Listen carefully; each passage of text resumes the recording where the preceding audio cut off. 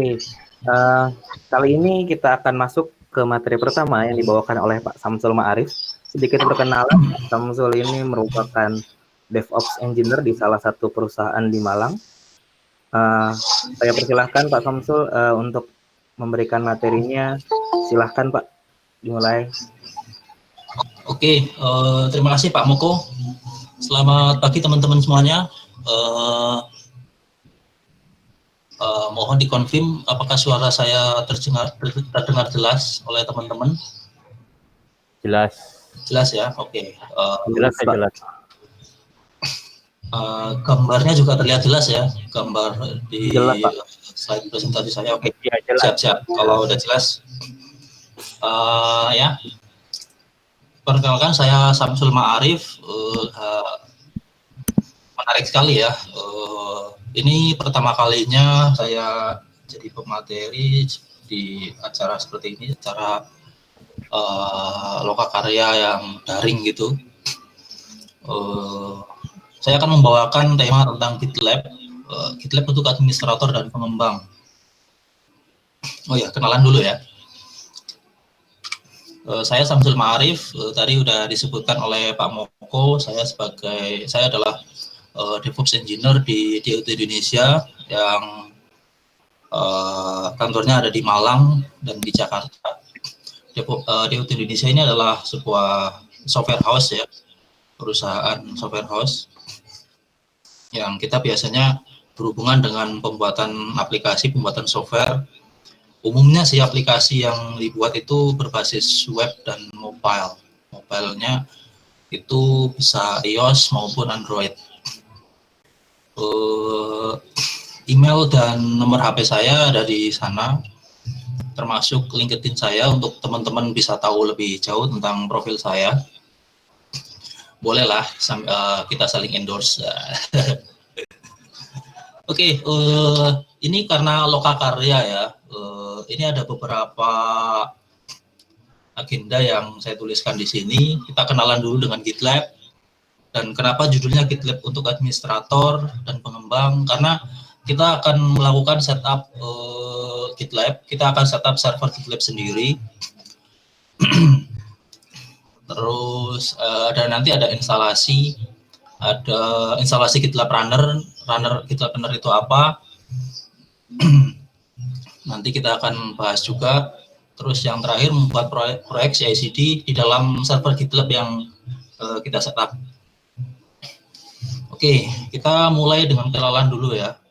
Ini slide-nya tidak saya buat rinci karena saya akan langsung ke laman webnya GitLab untuk kita kenalan. Nah, untuk tahu lebih jauh tentang GitLab, kita bisa ke webnya langsung, about.gitlab.com. Ya, GitLab ini semacam aplikasi yang lengkap gitu. Kalau teman-teman tahu GitHub gitu, tahu Bitbucket, nah GitLab ini juga sama seperti itu. Bedanya adalah GitLab ini dia selain menyediakan yang versi online-nya gitlab.com, dia menyediakan juga yang versi yang istilahnya kita sebut self-hosted ya. Kita bisa install sendiri di server, jadi kita bisa punya server GitLab sendiri gitu. Dan di sini fiturnya ada sangat banyak sekali. Saya nggak bisa nyebutin satu-satu karena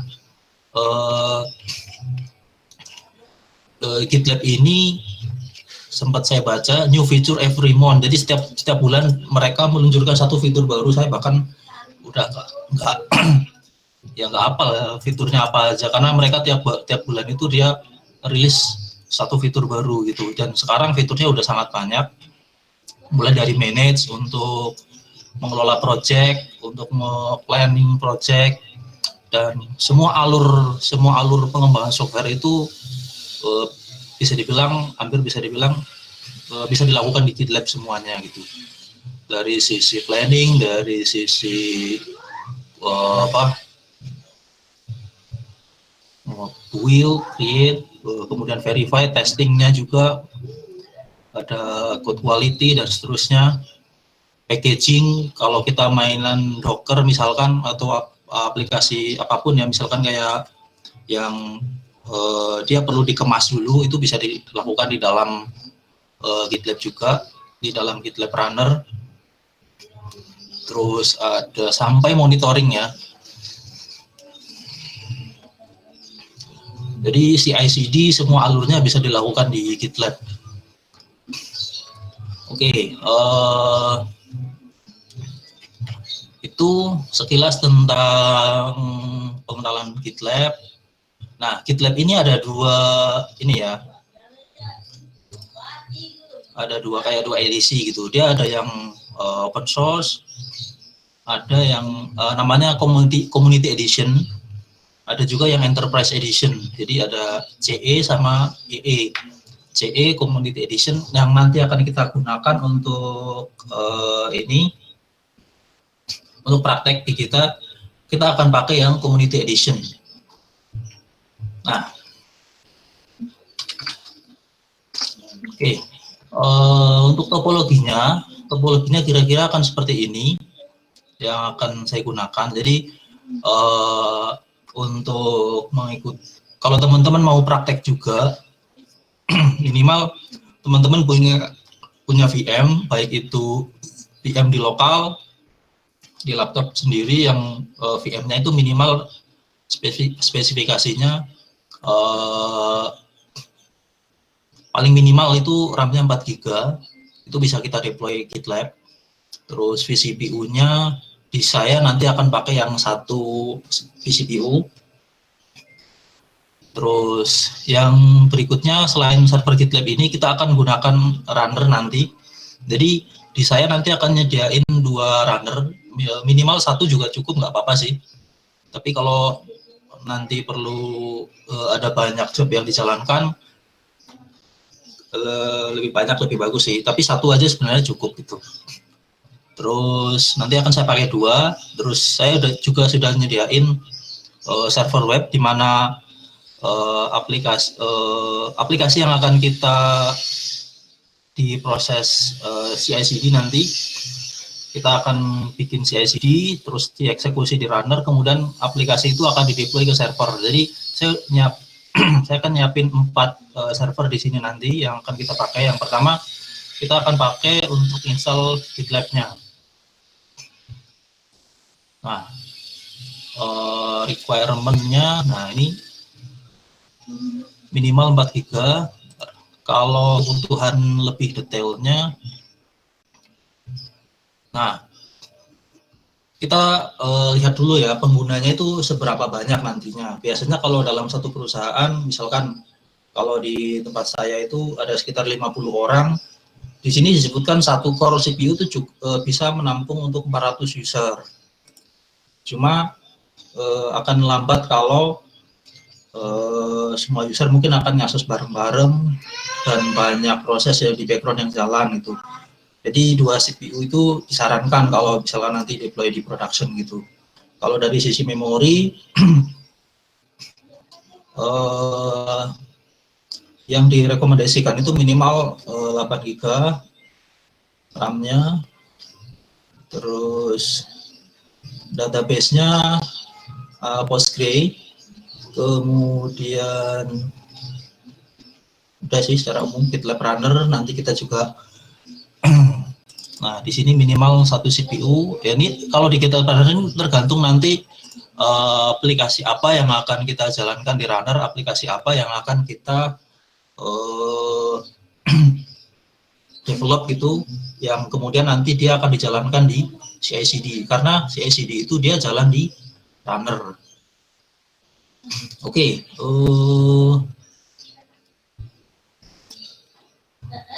ini kita akan eksekusi di server GitLab dulu. Jadi kita akan lakukan instalasi. Nah, kembali ke halaman instalasi ini ada banyak sekali metode yang bisa digunakan untuk instalasi, dan masing-masing distro, masing-masing distribusi itu ya secara umum sebenarnya sama, hanya karena penggunaan paket aplikasinya yang beda-beda. Kayak misalkan Ubuntu itu mereka pakai apt, Debian juga pakai apt, lalu CentOS pakai Yum dan seterusnya. Kita bahkan bisa install di Raspberry Pi ya. Kemudian kita juga bisa install di cloud provider.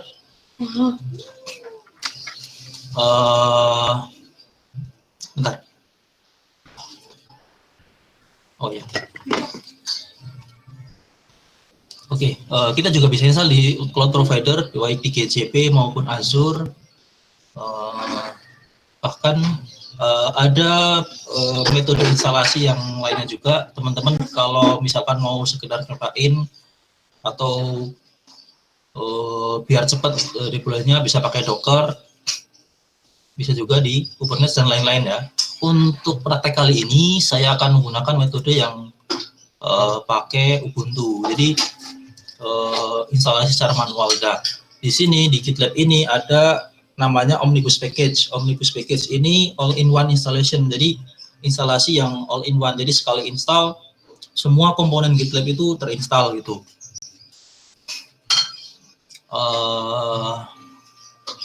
Metode instalasinya seperti ini. Saya akan masuk dulu ke server. Jadi saya ke sana. Saya pakai lab CE. Di sini nama instance-nya saya akan menggunakan karena saya deploy-nya menggunakan GCP, jadi VM saya menggunakan GCP. Saya akan masuk ke server dengan Cloud. Ini sama dengan misalkan ini saya sudah masuk. Sama kalau misalkan teman-teman SSH user add IP-nya. Nah, IP-nya itu nanti IP VM-nya. Ini saya sudah masuk. Lalu, oh ya, kalau teman-teman mau ngikutin, saya udah bikin tulisan di blog. Jadi karena saya pikir kalau saya tulis semuanya di slide nanti akan sangat panjang. Bisa pakai ini. Di sana juga sudah saya jelaskan, saya gunakan bahasa Indonesia. Yang pertama adalah update dulu. Kita lakukan update.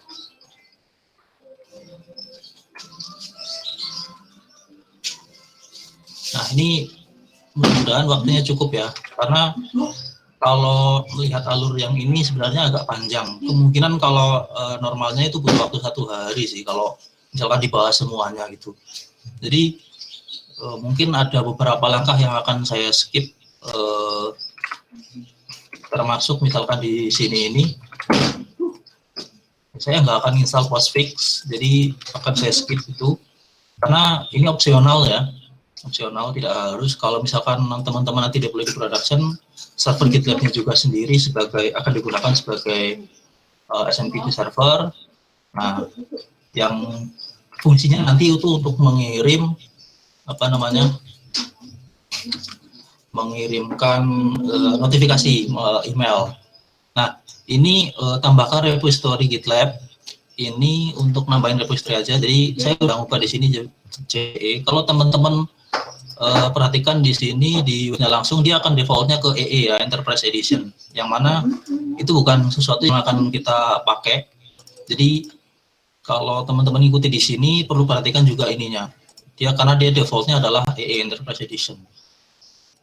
Yang di blog saya sudah saya sesuaikan, jadi menggunakan yang CE. Oke. Ini proses instalasinya. Kita nambahin paket, nambahin repository, kemudian baru kita install. Nah, di sini ada environment variable external URL. Nah, ini disesuaikan nanti dengan domain teman-teman sendiri. Misalkan teman-teman punya domain apa.com gitu kan, misalkan gitlab.apa.com itu ya, tinggal diubah yang di sini. Jadi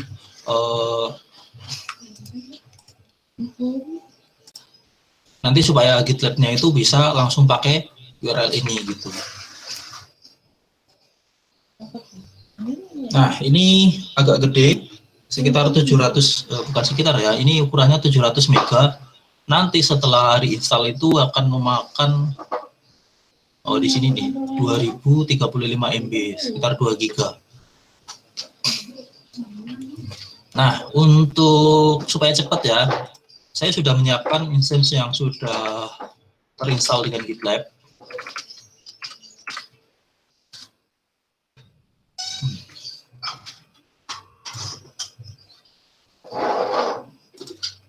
Nah, ini sudah terinstall GitLab.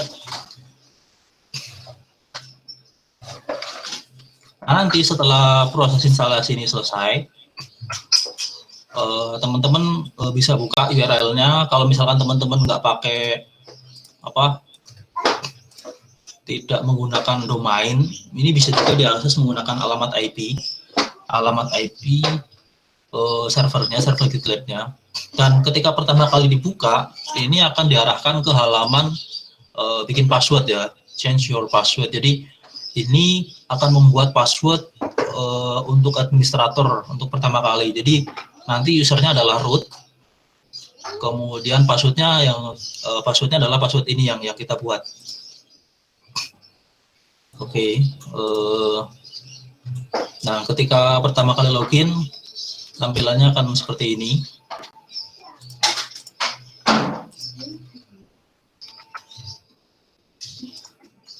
Ini agak panjang soalnya ini prosesnya agak lama. Jadi saya langsung ke sini. Proses selanjutnya adalah konfigurasi konfigurasi GitLab-nya. Jadi di sini ada file namanya gitlab.rb. Ini adalah file konfigurasinya. Lokasinya ada di etc gitlab.rb.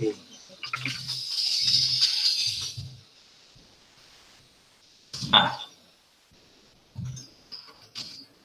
mulai dari atas, yang perlu dikonfigurasi adalah URL. Ini default. Pada saat kita tadi proses instalasi, kita menggunakan ini external URL. Dia akan otomatis ada di sini. Dan yang perlu kita ubah sebenarnya adalah time zone. Defaultnya dia kalau nggak salah UTC. Jadi saya ubah ke Asia Jakarta supaya sesuai dengan zona waktu yang kita gunakan di Indonesia. Untuk demo ini hanya itu yang saya ubah. Kalau misalkan teman-teman nanti pakai di production, mungkin ada banyak yang perlu diubah, seperti email setting. Jadi untuk supaya ada notifikasi email ke user itu, jadi ketika user daftar ada notifikasi email, jadi ada banyak sih. Misalkan kayak kalau ada pengguna yang deploy CI/CD-nya gagal, biasanya akan ada notif email seperti itu. Terus, nah itu perlu backup database. Kalau misalkan pakai database-nya database eksternal, bukan pakai database yang bawaan instalasi GitLab. Itu di baris ini. Redis juga. Nah, ini masih lama, oke. Sekarang ini sudah saya konfigurasi. Ketika selesai mengubah konfigurasi, setiap kali mengubah konfigurasi, teman-teman eksekusi ini sudo gitlab-ctl reconfigure. Misalkan saya udah ngubah nih. Jadi saya eksekusi sudo gitlab strip-ctl reconfigure seperti ini. Nah, ini supaya perubahan yang kita lakukan di file konfigurasi tadi itu berpengaruh ke sistem. Jadi kalau cuma kita ubah terus nggak kita apa-apain, ya perubahan tadi nggak kepake gitu. Sampai servernya di restart atau ini di eksekusi reconfigure. Seperti itu. Kemudian ini karena saya sudah deploy di gitlab.com/id.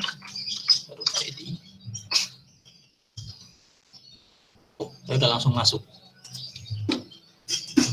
Nah, ini karena kita sebagai administrator punya akses admin, kita bisa lihat berbagai konfigurasi yang bisa kita config dari web interface dari browser seperti ini. Ada project, karena ini belum ada project, ada user, ada 3, saya udah bikin user. Ada juga user yang otomatis dibuat oleh GitLab. Kemudian grup saya udah bikin 1 untuk keperluan nanti untuk demo di yang CI/CD. Kemudian general, termasuk ketika teman-teman mau ngubah logo ini, warna dan sebagainya, appearance bisa diubah dari sini. Nah, navigation bar, logo bisa langsung diubah, favicon yang di sini bisa teman-teman ubah juga, tinggal disesuaikan aja dengan kebutuhan.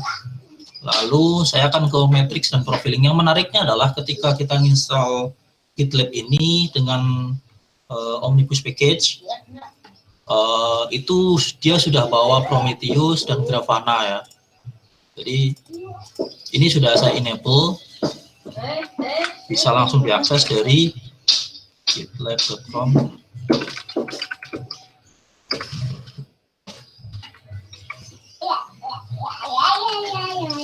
Dari sini. Jadi ini endpoint-nya ya. Ini adalah endpoint-nya, Grafana URL. Kita bisa akses.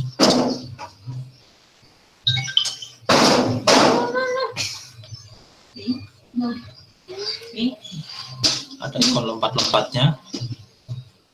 Grafana login, kita loginnya pakai akun yang sama dengan GitLab. Jadi SSO-nya ada di GitLab, kita tinggal authorize saja di sini. Nah, dashboardnya juga sudah dibuat otomatis. Kita bisa lihat yang kalau misalkan teman-teman pertama kali buka ini nggak muncul, bisa lihat di sini manage seperti ini di dashboard manage. Nah, GitLab Omnibus, misalkan saya melihat yang overview. Nah, ini ada monitoringnya, dia dibuat secara otomatis oleh instalasi GitLab. Jadi kita bisa monitor langsung dari Grafana-nya. Lalu misalkan Nginx latensinya. Dan karena ini Grafana, teman-teman juga bisa custom nanti dashboardnya. Postgre up-nya udah 2 hari karena udah saya siapkan dari 2 hari yang lalu ya, supaya proses lokal karya yang sekarang ini tidak terlalu lama untuk proses setup. Jadi saya siapkan terlebih dahulu Redis dan sebagainya. Nah, teman-teman bisa pantau dari Grafana. Oke. Ini saya rasa cukup karena ini untuk memperlihatkan aja bahwa GitLab ini dia udah bawa Grafana dalam paket Omnibusnya. Kemudian ada fitur yang menarik juga di sini, kita bisa integrasikan ke GCP. Kalau misalkan teman-teman deploy-nya nanti pakai Kubernetes, bisa diintegrasikan langsung dari sini. Kemudian nah, selesai. Yang berikutnya adalah GitLab Runner ya. GitLab Runner ini adalah eksekutor atau dia yang menjalankan fitur CI/CD di GitLab. Jadi kita membutuhkan runner tersebut. Nah, karena ini kita deploy sendiri, kita install sendiri, di sini tidak punya runner ya, tidak punya runner. Jadi kita perlu siapkan dulu runnernya.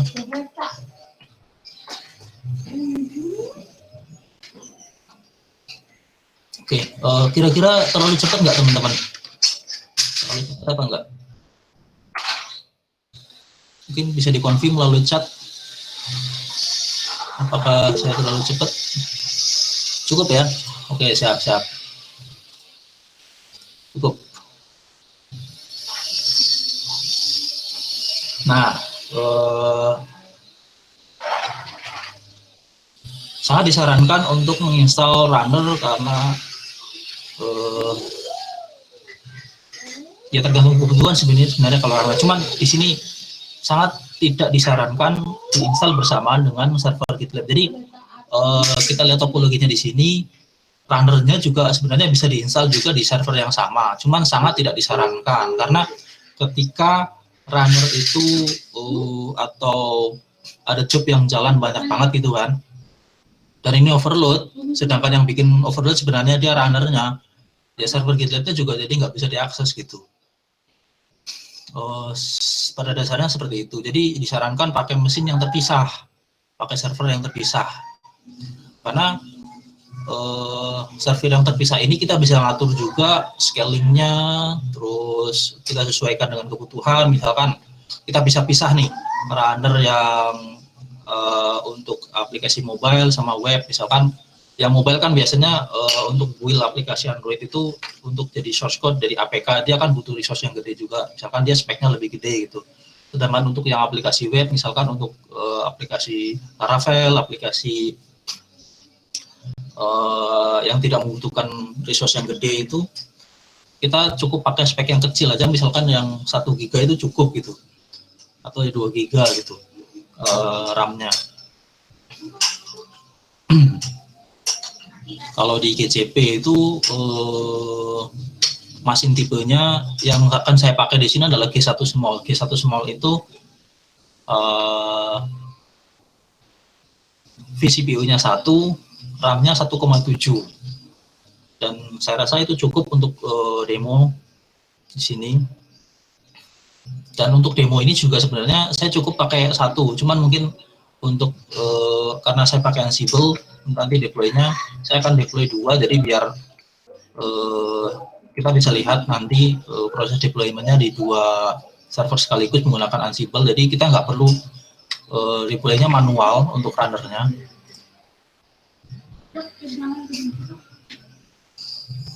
Nah, ini install GitLab sudah kita konfigurasi, sudah kita bisa akses.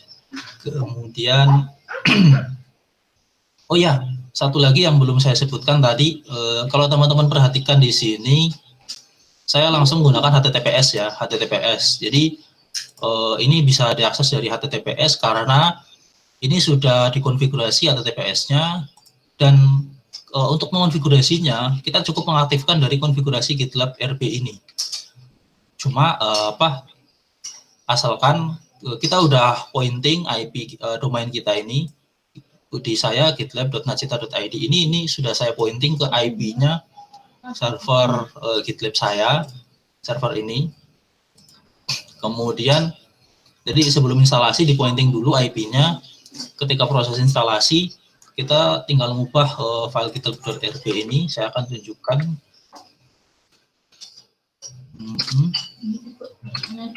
Let's encrypt di sini enable true, kemudian enable true, kontak email di sini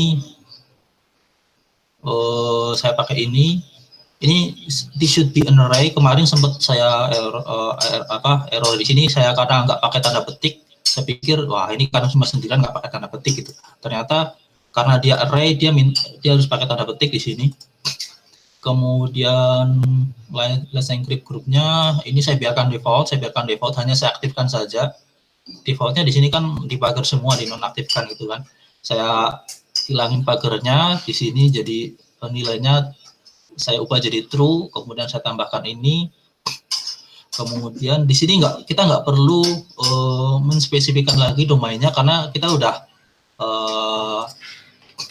sudah ada di halaman berapa tadi? Halaman di baris ini sudah ada ya. Jadi dia akan pakai external URL, akan pakai domain ini. Jadi untuk di bagian let's encrypt itu tinggal enable aja. Let's encrypt enable true, dah. Kemudian direkonfigur. Tunggu beberapa saat, dia akan otomatis request sertifikat ke let's encrypt dan akan otomatis dapat diakses. Mengasihkan bukan? Konfigurasinya serba dimudahkan oleh GitLab. Di sini hapus instalasi, saya tuliskan hapus instalasi sebagai tambahan aja sih. Dan ini mungkin nggak akan saya praktekkan di sini. Dan biasanya saya lebih memilih ya hapus saja VPS-nya, bikin baru gitu kalau mau uninstall, karena terlalu banyak ini sih yang perlu di ini. Kalau kepakai ya udah hapus saja gitu. Selanjutnya kita akan deploy GitLab Runner. Nah, teman-teman juga bisa baca di YouTube saya. Kalau misalkan bingung nanti boleh komen. Di sini saya akan pakai Ansible untuk deploy-nya. Kalau teman-teman belum tahu Ansible, Ansible adalah tools automation ya untuk deploy aplikasi atau untuk memanage server, untuk biasa disebut juga configuration management. Jadi kalau teman-teman mengelola banyak server akan lebih mudah kalau teman-teman pakai Ansible. Jadi kalau misalkan lebih dari 2 kita dan servernya identik, kita mau deploy aplikasi yang identik, itu nggak perlu deploy-nya satu-satu, cukup eksekusinya dari Ansible itu akan eksekusi ke server-server tersebut dengan cara Ansible gitu. Oke, jadi ini saya sudah bikin repo-nya, saya sudah bikin, ada di GitHub, teman-teman bisa ambil dari sana. Ini dulu saya pakai di OpenSUSE Asia Summit, saya demokan di sana. Dan ini kali ini saya akan pakai untuk deploy sebagai runner, dan ini sudah saya coba sudah saya tes di 2 OS ya, lib OpenSUSE lib 15.1 sama Ubuntu 18.04. Jadi kalau teman-teman pakai distro lain mungkin juga bisa dicoba, dan kalau teman-teman nemuin isu bolehlah PR di sini. Oke, jadi kita clone reponya. Saya udah nyiapin di sini reponya. Saya pakai VS Code. Ada Ansible GitLab Runner. Kemudian sini saya udah siapin. Nah, ini karena saya baru punya 1 runner, saya akan bikin runner lagi. Saya akan buka catatan lagi. Saya akan bikin 1 VM lagi untuk lihat dulu.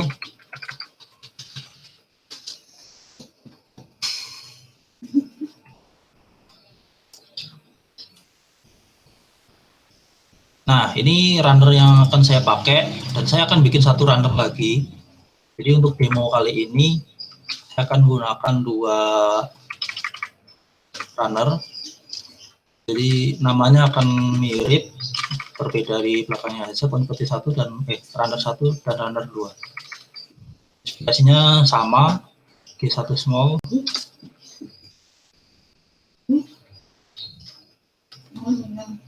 Nah, nanti kita akan ambil IP-nya, kemudian kita masukkan ke host di sini. Nah, ini konversi runner 2, IP-nya akan saya copy, saya masukkan ke sana, dan saya aktifkan. Nah, kalau teman-teman, ya, saya belum jelasin ini. Ini reponya ini yang bisa diambil di GitHub. Ini ada file example-nya, ada host example, sama di group vars konfigurasi variabelnya ada di sini. Ini ada example, bisa teman-teman copy aja. Perintahnya juga ada di sini, tinggal di copy dari yang example jadi host, yang group vars-nya ini example. Jadi bikin, terus kita ubah file hostnya, diubah, sesuaikan ya teman-teman. Misalkan di sini mau dikasih nama apa, kemudian host. Ansible host ini adalah IP servernya, kemudian di file ini all.yaml-nya ini ada di Ini ada grup vars, all. Nah, ini adalah konfigurasinya yang runner usernya nanti pakai apa, time zone-nya server nanti pakai apa. Terus, nah, registration token ini kita ambil dari instance GitLab kita. Nah, di sini kan di halaman ini admin area overview runner ini, klik runner di sini ada setup runner manually kan. Nah, kita ambil tokennya dari sini nih. Kita kopikan tokennya, terus kita masukkan di sini. Ini akan saya hapus, saya ubah ke yang baru. Ya sama. Terus koordinator URL ini adalah URL GitLab kita ya. Di sini punya saya gitlab.najita.id. Kemudian ini akan saya ubah biar nggak terlalu panjang. Ini aja deskripsinya.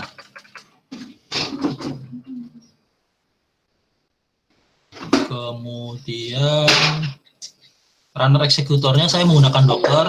Kemudian teksnya ini sesuaikan juga nanti kebutuhan teman-teman.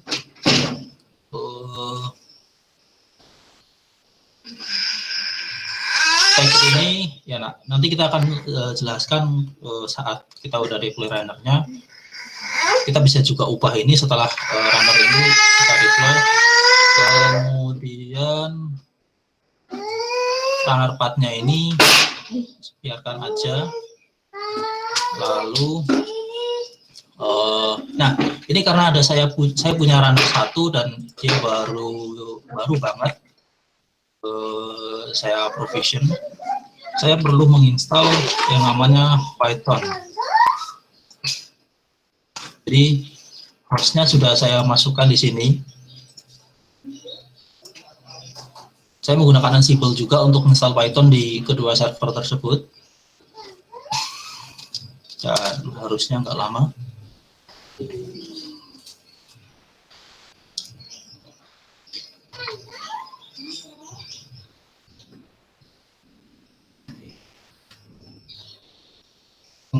Saat dia akan install ya karena Ansible ini kenapa kita perlu install Python, karena Ansible ini dia berbasis Python dan dia memerlukan Python di server yang akan kita deploy dengan Ansible itu. Biasanya sih dia udah default gitu kan, cuma untuk langkah ini sepertinya kita perlu, mungkin dia perlu diupdate sih, tapi yang jelas ini perlu saya lakukan supaya nanti eksekusi instalasi GitLab runner-nya itu bisa lancar. Nah, di playbook ini seperti yang tadi saya sebutkan di sini, eksekutornya adalah Docker ya. Jadi saya install Docker, install ada task di sini. Oh ini handler, sorry. Install Docker dari repository. Nah ini proses instalasinya. Saya juga akan memasang settop. Settop bentar. Saya aktifkan apa enggak? Oh enggak. Defaultnya enggak. Nanti kalau teman-teman perlu pakai settop, tinggal pasang aja. Tinggal dibikin yes di sini, dia akan install. Node exporter juga kalau teman-teman nanti mau monitor runner ini di dalam Grafana yang tadi kita akses. Oh sudah saya tutup. Oke, sepertinya udah ready. Saya akan deploy runnernya menggunakan Ansible. Nah, di sini udah ada host. Di sini ada main.yml, ada juga register runner.yml. Main ini digunakan untuk menginstal GitLab runner-nya. Kemudian, nah register runner itu supaya runner yang kita install tadi itu terbaca di sini, jadi terdaftar di sini. Nah, yang perlu dilakukan adalah kita install dulu Ansible playbook. inventory-nya adalah host, kemudian main playbook-nya adalah main.ml.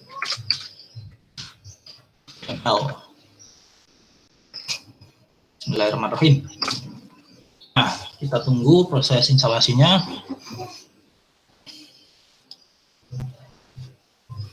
Perlu beberapa saat ya. Ini biasanya kalau pertama kali eksekusi ada beberapa tas yang gagal. Cara ngatasinnya ya kita tinggal eksekusi lagi ininya. Oh, reconnect.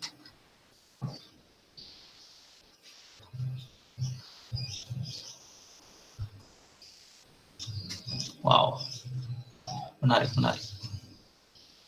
Disconnect ternyata, tapi dia nol. Oke, perlu saya eksekusi lagi.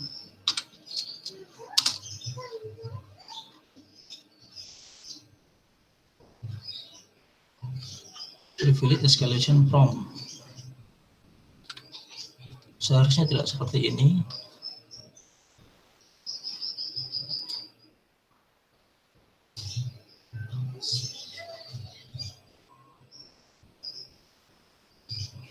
Oke, mungkin dari lokal.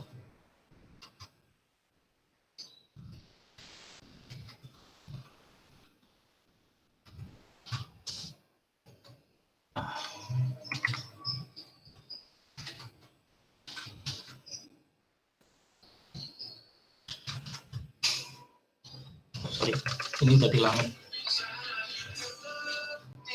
Jadi ini ada kendala di saya.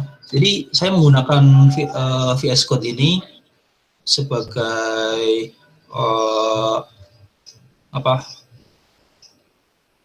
apanya istilahnya ya. Jadi ini sebenarnya saya eksekusi ini di server ya, di server Natsita server. Jadi ada disconnect di sini. Saya akan coba eksekusi dari lokal. Ansible. Nah, saya perlu ambil ini. Saya akan pakai atom.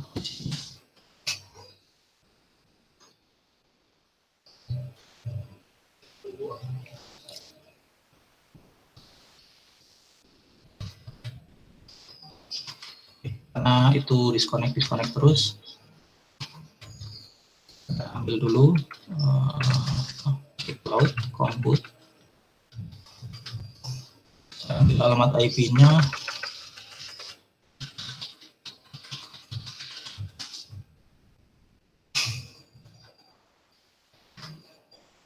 IP-nya akan saya masukkan ke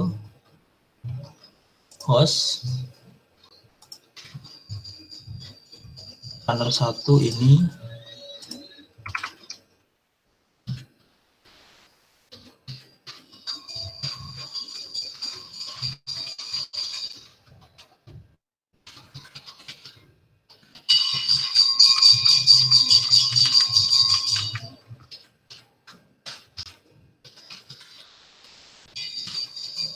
Terus IP-nya juga saya update yang kedua.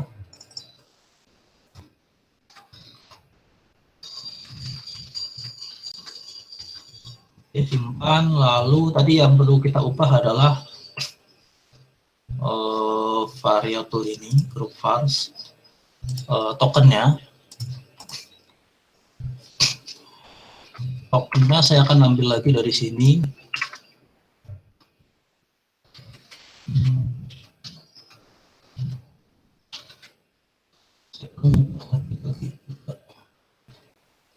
Token.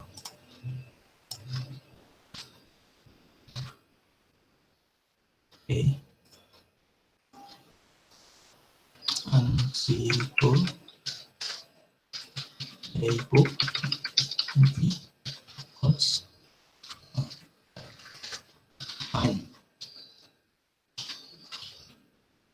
sintaks ini biasa dipakai untuk supaya untuk cek apakah ada sintaks yang error. Oh, sintaks belum salah.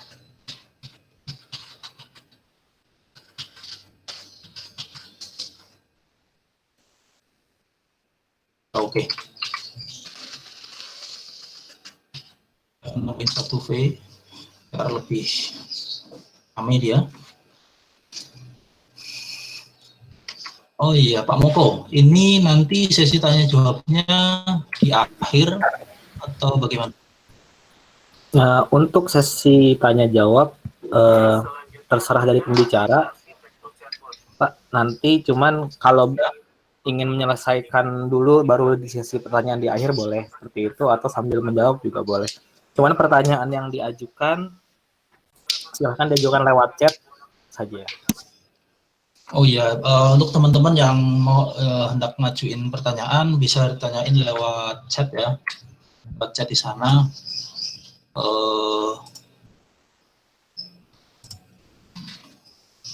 Ini kita baru di tahap runner ya, kita deploy runner.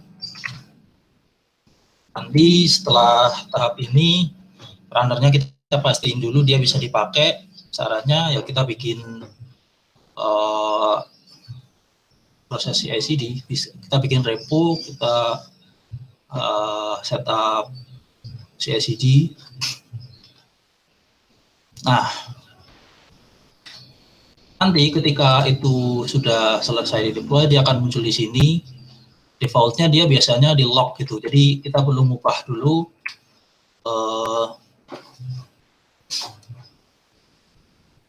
kita copot lognya, kita bisa juga ngubah tag-nya di sana.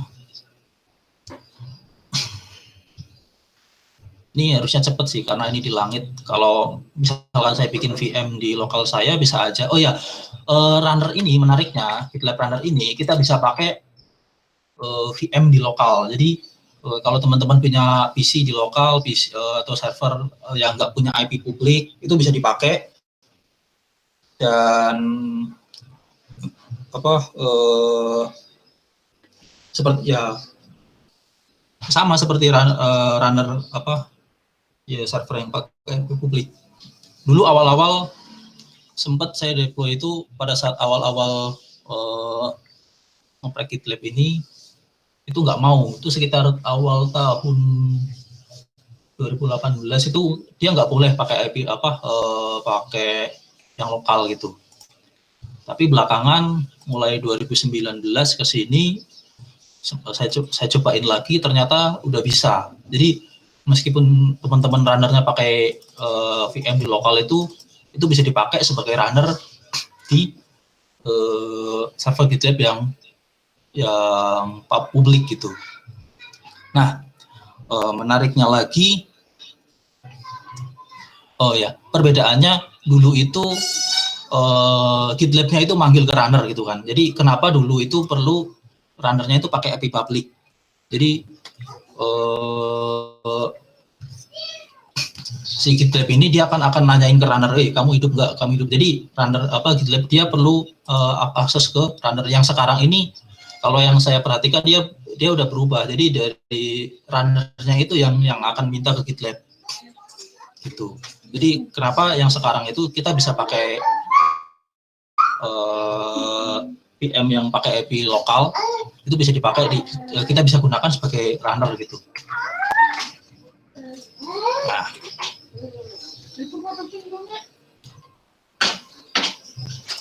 tokennya sudah, konverti, oke sudah. Udah itu aja sih. Ini setupnya saya aktifkan. Nanti kita bisa gunakan itu ketika ada runner yang jalan.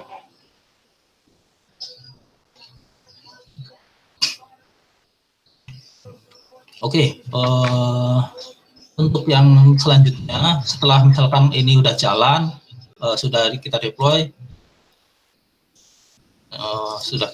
dan udah kita register ya nanti ya. Setelah ini muncul di sana, kita lanjut ke pembuatan project CI/CD. Nah, ini bisa membuat CI/CD di GitLab CI. Saya buat sedikit penjelasan di sini tentang istilah-istilah yang mungkin akan sering digunakan ketika teman-teman mainan GitLab. Nggak cuma GitLab sebenarnya sih, CI/CD umumnya itu ada istilah pipeline, job, stage gitu. Pipeline itu komponen tertinggi dari continuous integration, delivery, dan development. Jadi pipeline ini ibaratnya isinya di dalam ada job, ada stage gitu. Kemudian ada environment, kemudian, nah stage itu biasanya ada build, ada test, ada staging, ada production. Build itu biasanya yang kalau misalkan aplikasi berbasis C gitu kan dia perlu di-compile dulu kan. Nah, itu bisa ada di stage build. Kemudian di test, setelah di-compile ada di test. Ini biasanya kalau di pembuatan software itu kan ada unit test. Nah, unit test itu bisa dijalankan di sana. Staging, production, ada satu lagi sebenarnya di tengah sebelum staging ini ada development, tahap development, misalkan kita deploy-nya ke server development gitu. Nah, jadi dan ini mungkin ada beberapa kasus yang ini perlu di skip gitu. Bisa aja tergantung kebutuhan dari pengembangan aplikasinya sebenarnya.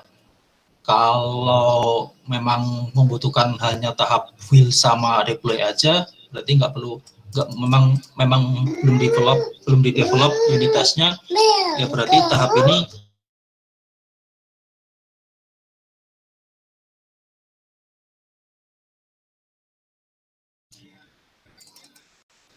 oke.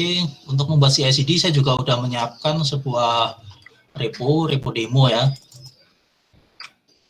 Teman-teman bisa ngikuti yang di sini. Bentar, proses ini udah selesai belum? Oh, sudah. Ini sudah. Saya nungguin di sini kayak gini terus ternyata. Oh, sudah. Oke, ini runner sudah berhasil diinstal. Kita bisa lihat, misalkan saya mau lihat ke ini runner 1.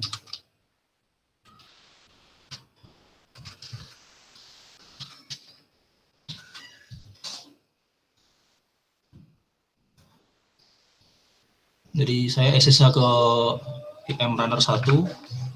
Sini saya akan pakai root aja. Lihat runner status. Nah, dia udah terinstall running gitu. Ini konfigurasinya ada di GitLab runner config toml. Nah, dia masih kosong. Konkurennya di sini 1 ya. Ini misalkan teman-teman pakai spek yang lebih gede, ini bisa diubah dari sisi nah di sini Groovar, di sini konkurennya 1. Teman-teman bisa ubah, misalkan teman-teman pakai spek yang lebih gede, bisa jalanin konkuren yang misalkan 10 atau berapa. Ini karena kecil, jadi cuma 1,65 giga, saya akan start konkurennya 1 aja. Jadi supaya konkurennya apa? Ini job yang berjalan bersamaan di satu runner yang sama gitu. Jadi misalkan ini di set 2 gitu, nanti akan ada 2 job yang bisa jalan bareng di sini. Oke. Terus ini GitLab Runner udah terinstall ya. Sekarang kita akan register runnernya. Kita akan lihat juga nanti di sini akan ada situ playbook.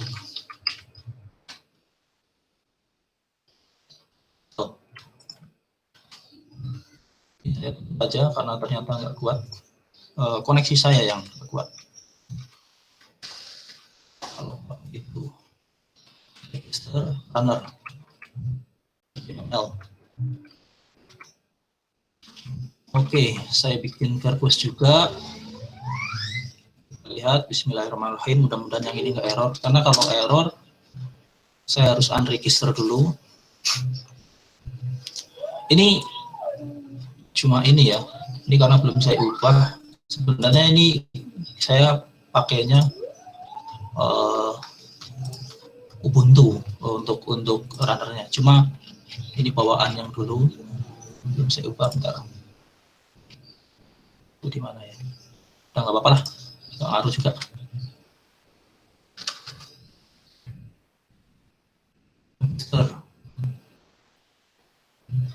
Oh, sorry. Di sini kok gitlab.com.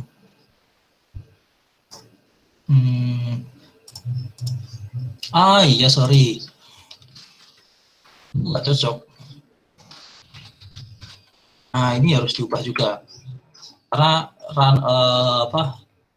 token ini saya ambil dari instance saya gitlab.nc.id dan bukan di gitlab.com, jadi dia nggak mau register dia.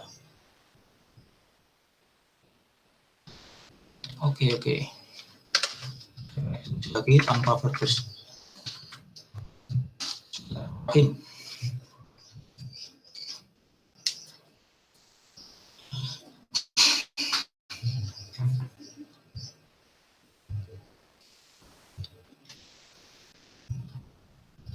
Mungkin teman-teman boleh mulai tanya ya. Cuma mungkin nanti akan saya jawabnya setelah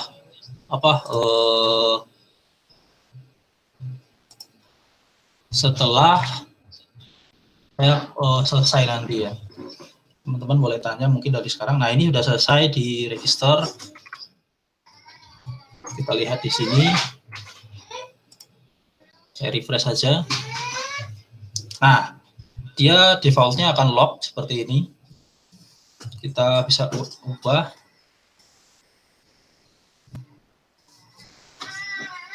Nah, di sini dia di log project gitu. Terus ini juga akan saya centang run untagged jobs. Jadi supaya nanti ada job, kalau ada job yang ini bebas ya. Jadi bebas. Kalau misalkan pengen teman-teman, oh ini jalannya pakai tag aja, harus pakai tag gitu. Ya ini centangnya dihilangin aja. Misalkan, oh ya udah ini nggak harus pakai tag tuh, ya udah. Nah tagnya di sini ini. Sekarang saya tambahin web gitu. Save. Terus yang satunya juga, ya ini udah, yang satu udah nggak di log. Kemudian lognya saya hilangkan. Ini saya biarkan. Konvertina Cita. Save. Oke. Ini sudah runner udah jalan, udah ini. Kemudian ini kan saya pakai root ya, root administrator. Saya akan login pakai user biasa, nggak pakai root.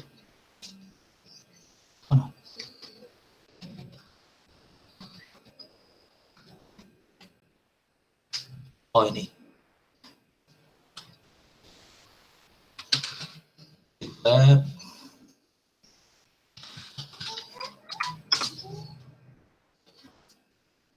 akan login sebagai Samsul Ma'arif.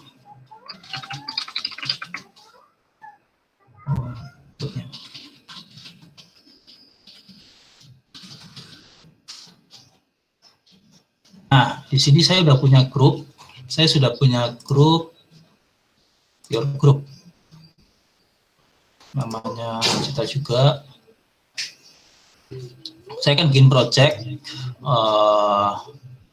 namanya Lokakarya Daring Demo gitu aja ya. Saya bikin public nanti supaya teman-teman bisa akses juga untuk bisa lihat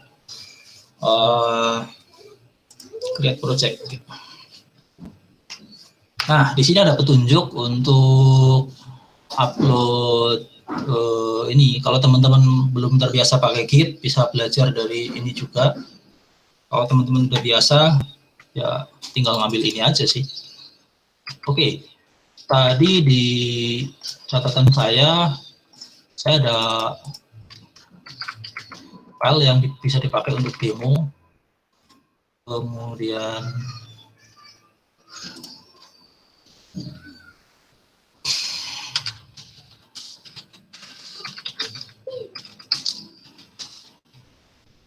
saya akan bikin folder baru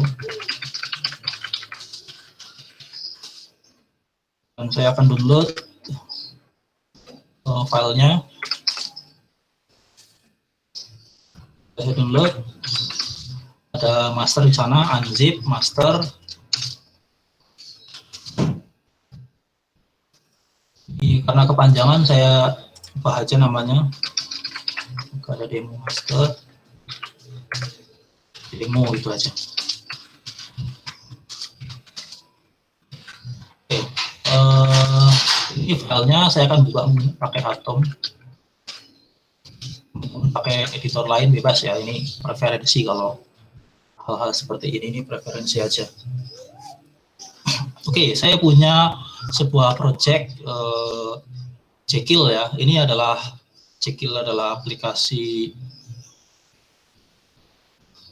ya, static site generator. Jadi kalau teman-teman mau bikin blog, mau bikin apa, bisa pakai Jekyll. Nah, ini udah selesai proses instalasi runnernya, udah selesai. Kita langsung ke project ini. Ini kosong, out. Oke, nah ini biarkan aja dulu karena saya hanya untuk demo. Terus ini juga nggak saya jalankan untuk nomor singkat juga supaya waktunya nggak habis. Jadi ini kalau teman-teman mau menjalankan, mau nyoba jalanin Jekyll-nya di lokal, tampilannya kan seperti ini.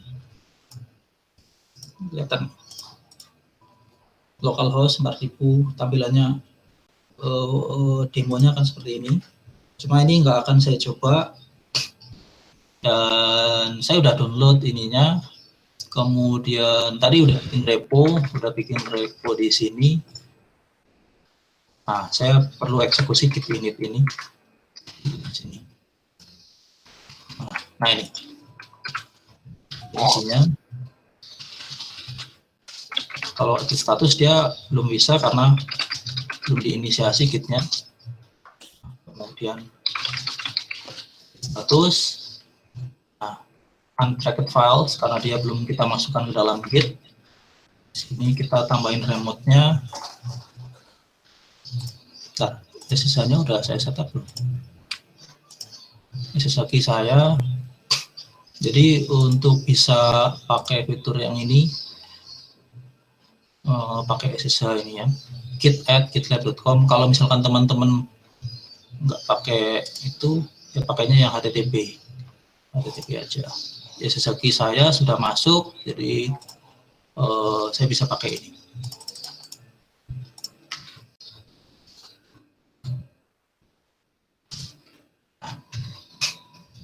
Saya commit dulu git add.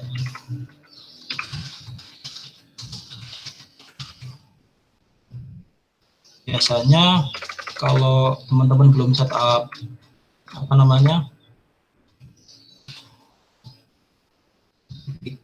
ini seperti ini. Commit pertama, jadi strip M langsung commit message-nya. Nah,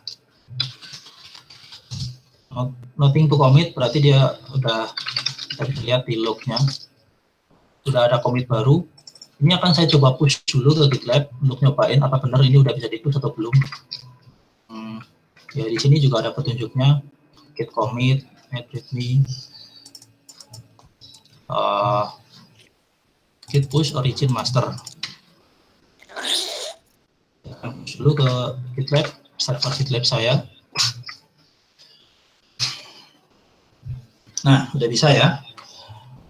Udah bisa. Yang di sini kita refresh saja. Kita refresh. Nah, kalau udah masuk berarti sudah sukses. Udah berhasil upload. Nah, dia running nih. Nah, ini menariknya GitLab gini. Ini ada fitur namanya Auto DevOps ya. Fitur Auto DevOps ini dia akan mendeteksi source code kita, kemudian dia akan membuat pipeline otomatis berdasarkan dia akan mendeteksi source code kita, dan biasanya error kayak gini sih karena dia hanya kira-kira seperti ini gitu aja sih. Jadi dia deteksi source code kita, kemudian dia bikin pipeline pilot, otomatis dia pilot yang sesuai dengan source code yang kita punya gitu. Nah, di sini karena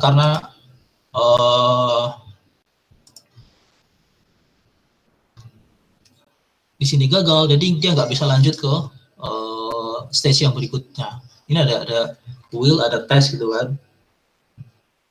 Nah, supaya nggak gagal, ya kita define aja jobnya, pipeline-nya kita define sendiri, kita tentukan sendiri. Karena ini yang deteksi dari GitLab ternyata dia nggak jalan, ya apa ya, yang eksekusi apa?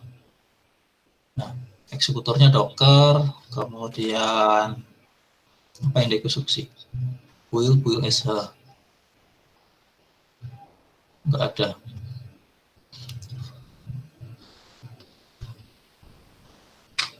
Oke, jadi karena otomatisnya yang otomatis dia nggak jalan, kita akan tentukan dia sendiri pipeline-nya. Nah, seperti ini, saya sudah bikin contohnya, nanti akan saya jelaskan, nggak berbaris juga ya, agak panjang juga sih.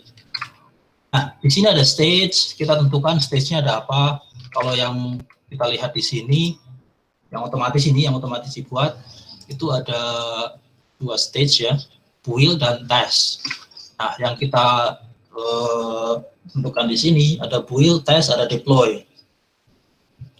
Ada build, ada test, ada deploy. Di sini image default-nya kita akan gunakan Ruby 26. Terus CC ini supaya ketika ada build, ketika pertama kali dilakukan build ini, eksekusi job ini biasanya akan lama karena meskipun nggak lama banget ya sebenarnya ya, cuma ada beberapa menit itu dia akan download, ini kan bundle install, dia akan download dependensi aplikasi yang ada di repo kita. Kemudian ada change di sini, dia akan nge-change, akan apa sih bacanya, nge-change atau nge-cache gitu ya.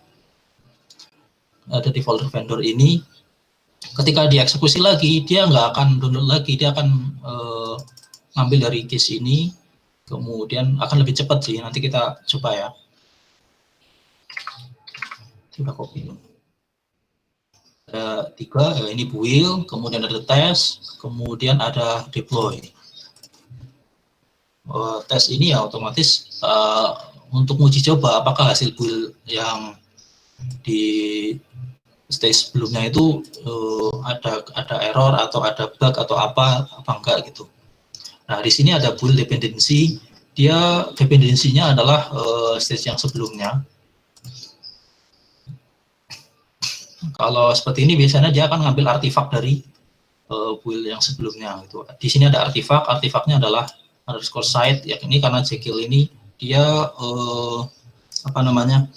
membuat atau hasil generate-nya itu ada di folder underscore site. Kemudian di sini ada deploy. Deploy ini yang akan kita ini adalah perintah untuk hasil build ini yang ada di artifak ini, hasil output dari build ini akan kita kirim ke server yang ada di sini. Yang ini sudah saya siapkan blog.majika.id. Kalau teman-teman akses di sini, dia akan not found ya, karena kita belum deploy. Kemudian saya copy lagi. Udah belum sih? Udah. Di repo saya akan bikin file baru namanya .gitlab.ci.yml. Nah, saya paste di sini.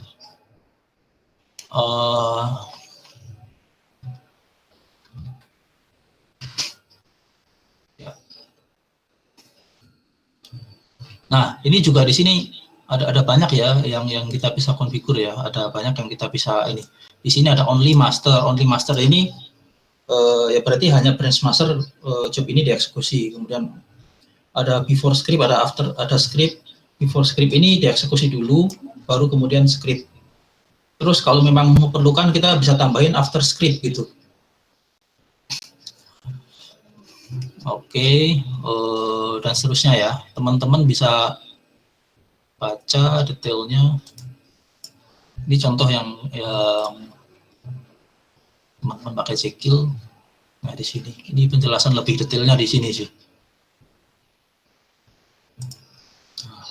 Oke, kita tambahkan karena tadi kita udah bikin GitLab YAML, kita bisa juga pakai terminal yang di sini, cuman akan kecil, pakai di sini aja. Status di sini kita punya file baru namanya .gitlab.ci.yml.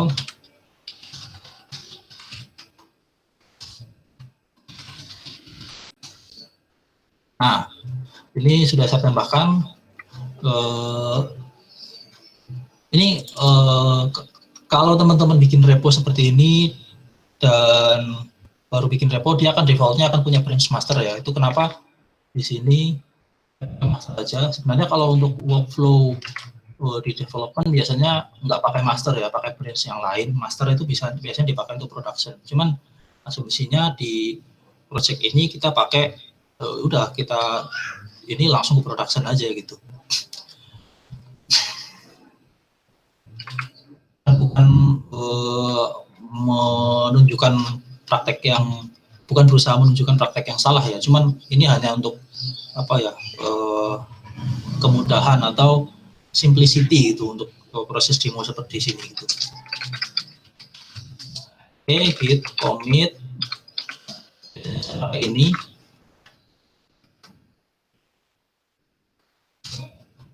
Otomatis generate sign off by. Nah, kemudian ini aja lah. Jadi saya nambahin ci.yml. Nah, ini kita udah commit. Ada commit baru di sini. Yang paling baru adalah yang di atas. Di sini headmaster, origin berarti ini yang ada di server. Kita perlu nge-push yang di lokal ini ke server. Push origin master.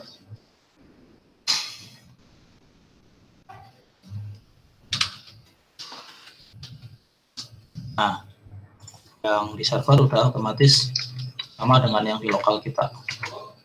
Terus kita kembali ke sini. Jadi di project ini ada CI/CD pipeline. Nah, ini satu pipeline ini seperti ini.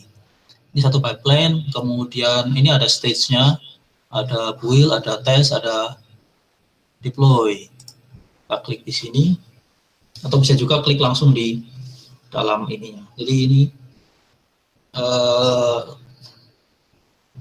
straightforward ya, lurus ke depannya. Jadi build, test, deploy. Bisa juga misalkan kalau misalkan tesnya ada beberapa, ini akan ada cabang. Kita lihat proses build-nya seperti apa dia.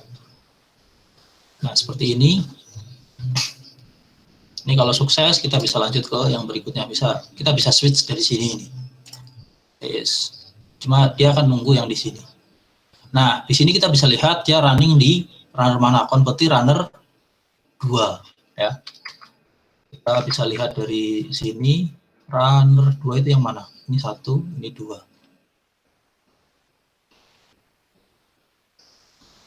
Kita klik aja di sini. Nah, dia ada job yang running di sini. Running. Nah, saya juga baru tahu yang ini. Tadi sempat lihat, di bawah ada recent job. Oke, berarti bisa dilihat. Nah, dia akan download apa namanya, dependensinya.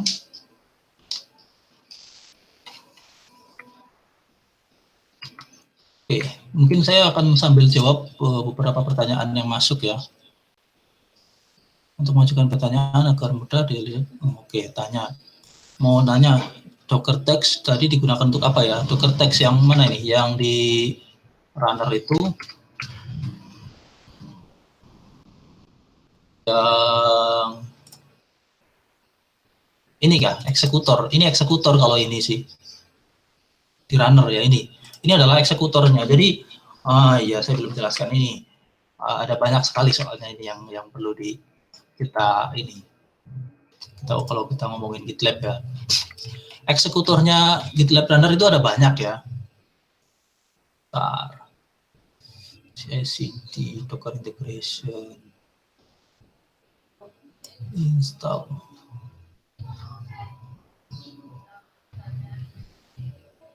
Langsung aja di Google. Lihat runner eksekutor.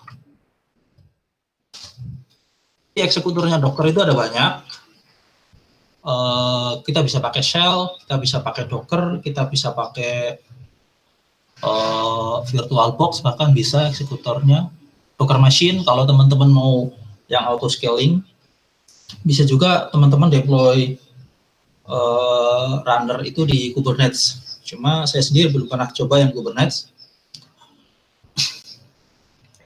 Kalau di production di kantor saya pakai yang ini, Docker Machine auto scaling. Nah, itu ya, yang itu mungkin yang dimaksud ya. Jadi tadi itu eksekutornya. Jadi karena saya menggunakan Docker eksekutornya, jadi saya tulis di sana eksekutornya Docker. So, ya, kita bisa lihat di ini di config-nya. Ini config-nya eksekutor Docker. Nah, ini ada beberapa variabel yang misalkan teman-teman mau ubah, itu bisa ubah dari sini ini. Misalkan teman-teman pakai case-nya itu di tempat yang lain gitu, itu bisa diubah di sini. Di sini default image-nya adalah Alpine.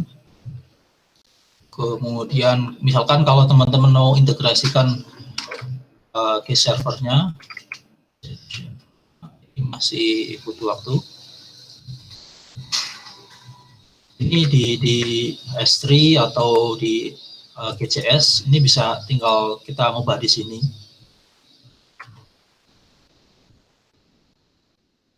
Pasti perlu kredensial untuk ke S3 atau ininya ya. Oke. Mekanisme backup, untuk mekanisme backup mungkin HA untuk GitLab-nya seperti apa ya? Install GitLab, di sini ada sih untuk install. Oh, ini runner, bukan runner. Install. Tadi halaman mana install? Install. Kalau HA mungkin ya saya sendiri belum pernah ini HA karena memang belum ada kebutuhan untuk HA ya, karena ini GitLab, server GitLab itu kan tergantung penggunanya. Kalau misalkan di kantor saya penggunanya cuma 50 orang, jadi belum membutuhkan HA ya, karena ibaratnya server yang tadi RAM 4 GB pun cukup gitu, karena pengguna GitLab itu kan developer gitu kan. Kalau untuk HA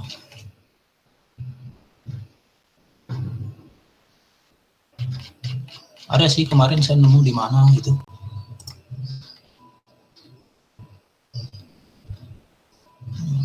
GitLab Runner Docs.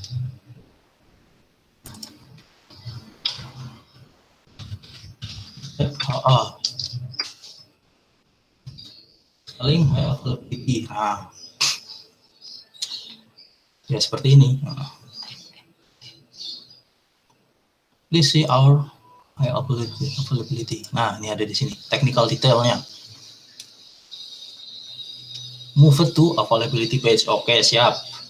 Ikuti aja. Nah, availability zone GitLab HA, non loss. Disaster region failure. Ini kalau teman-teman deploy-nya di GCP, ini ya, tinggal setup availability zone-nya di beberapa availability zone sekaligus gitu. Omnibus installation with automatic database failover. Nah, ini bisa juga nih. Itu ya. Tanya kalau stage test di CI/CD itu apakah memang untuk menggantikan hal-hal yang biasa dilakukan oleh tim tester ketika mengetes sebuah aplikasi? Oke, ini pertanyaan yang menarik. Yang tadi juga menarik sih. Menarik karena untuk tes ada yang namanya automated test, ada QA juga sebenarnya kan. Apakah itu untuk menggantikan tergantung ininya sih, tergantung flow dari aplikasinya sebenarnya. Umumnya, error, build-nya sukses. Oke, build sukses. Kemudian yang deploy-nya error. Invalid format. Oke, ini sepertinya ada yang perlu saya ubah.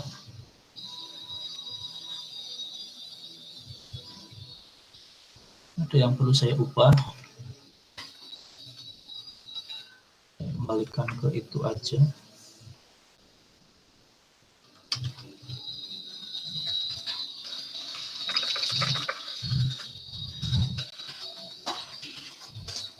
Nah, ini kalau gagal seperti ini ya. Jadi kita bisa lihat ada pass with warning, ada violet. Ini kalau sukses dia akan hijau. Pass with warning ini karena saya atur supaya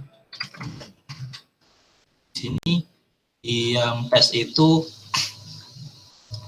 allow failure true ya. Jadi kalau misalkan dia gagal, dia bisa di skip gitu. Bisa lanjut ke yang berikutnya. Nah, ini kita bisa lihat gagalnya kenapa. Kemudian kita bisa fix itu. Ini formatnya enggak ini, jadi saya akan hilangkan ininya aja. Base64-nya akan saya hilangkan. Kemudian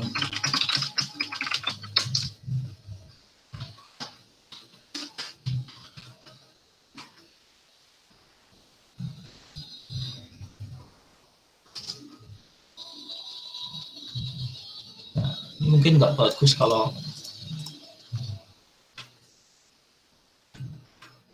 kelihatan ya, mudah-mudahan masih kelihatan ya.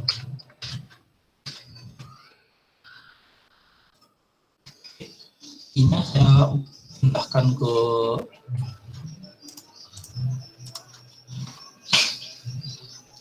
jadi di sini ya saya belum jelaskan ini juga ya. Di sini ada variabel. Nah, kalau teman-teman lihat tadi di pipeline saya, di sini ada deploy user, deploy host, kemudian ada secret key. Itu dimasukkannya di sini, di environment variable ini.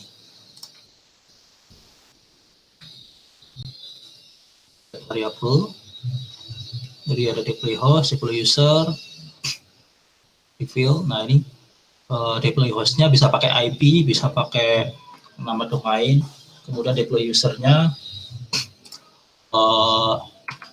Ini saya pakai user situs di sini.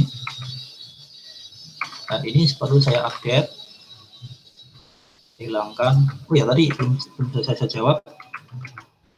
Apakah menggantikan gitu?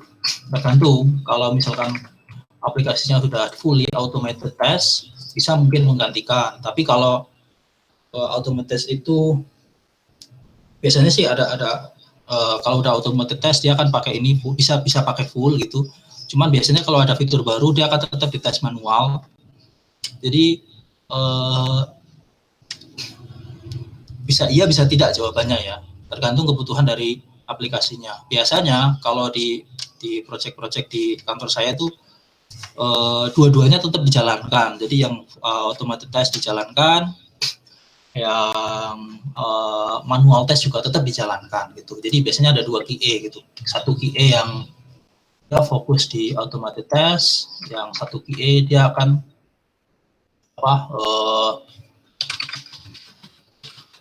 yang manual test gitu. Nah, ini sudah saya ubah, teman-teman bisa lihat perubahannya. Yang base64-nya ini saya hilangkan, nggak tahu kenapa dia nggak mau. Terus nah, git add, ada modified di sana, saya ubah,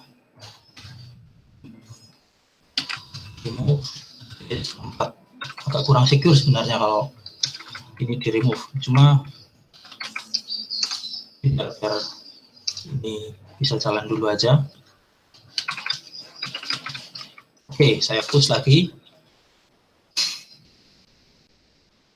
Kita bisa pantau lagi dari sini di project ini. Di sini ada CI/CD pipeline. Dan ini ada banyak sekali fitur ya sebenarnya. Kita bisa lihat di sini ada wiki juga, ada snippet. Ini biasanya dipakai untuk menulis dokumentasi. Kalau aplikasinya dia berupa API atau API, teman-teman developer dia akan nulis dokumentasinya di sini, dokumentasinya. Atau untuk dokumentasi deployment atau apa bisa dipakai di wiki ini. Ini sudah. Bismillahirrahmanirrahim, mudah-mudahan. Nah, ini kita bisa lihat waktunya ya. Saya buka satu tab lagi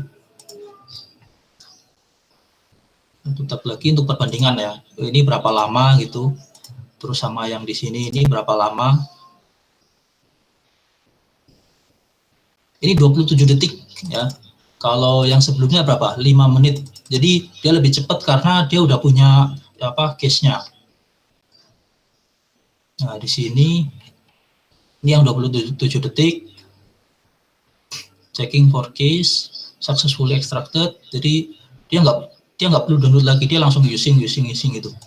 Kalau di sini kan installing, fetching, installing. Nah, bedanya di situ. Dia lebih cepat. Terus kita lihat dia deployment-nya gagal juga. Masih invalid format.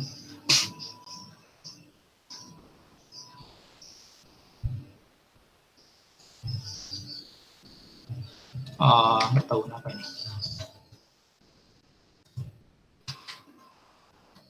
Lihat di ininya. Tadi ada pertanyaan lagi nggak? Silakan kalau teman-teman ada pertanyaan lagi. Ini sudah saya jawab.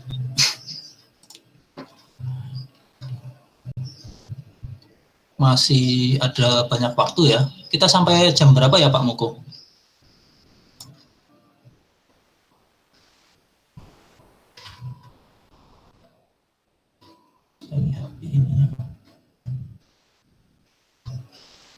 Sampai jam 11 waktunya. Sampai jam 11. Kira-kira masih ada 30 menit lagi. Oke, siap. Silakan kalau teman-teman ada pertanyaan lagi. Private key RSA.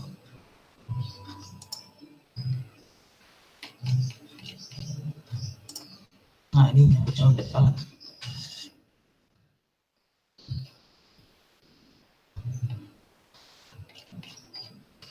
Kalau memang private key-nya ya.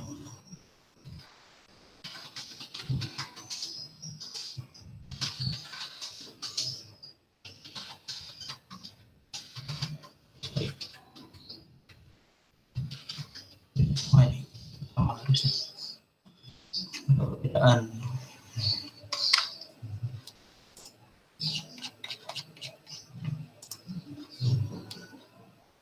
Agennya udah jalan, private key-nya invalid format. Ini clue, Nacita secret key. Bentar. Ini udah benar.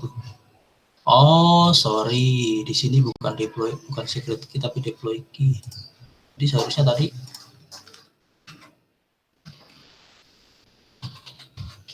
perbedaan nama variabel ya. Jadi ya benar. Jadi nama variabel ini harus sama dengan nama variabel yang ada di sini. Update. Bismillahirrahmanirrahim. Kita tinggal retry aja ini. Dia di sini nggak full, dia ngambil artifak dari build Jekyll yang sebelumnya itu, pipeline yang sebelumnya. Jadi di sini ada job artifak. Jadi kalau artifaknya tadi kan kita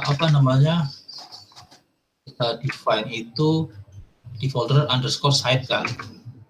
Nah, itu _site kita bisa lihat di sini, kita bisa download juga dari sini. Kita bisa lihat juga langsung dari web di sini. Nah, ini _site. Kemudian, nah ini filenya seperti ini. Terus kita coba retry yang ini, kita deploy. Jadi kita nggak perlu bikin dari awal, cukup retry job yang gagal aja kalau seperti ini. Bismillahirrahmanirrahim. Harusnya cepet sih, nggak nyampe 1 menit, beberapa detik aja.